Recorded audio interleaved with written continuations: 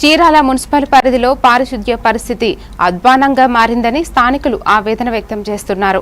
రోడ్ల పక్కన చెత్త, ప్లాస్టిక్ వ్యర్థాలు పేరుకుపోయిన మున్సిపల్ సిబ్బంది శుభ్రతా పనులు చేపట్టడం లేదని ఆరోపిస్తున్నారు.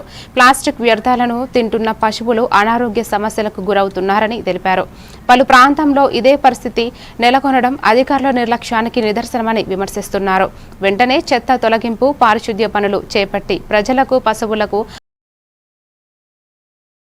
కోరుతున్నారు.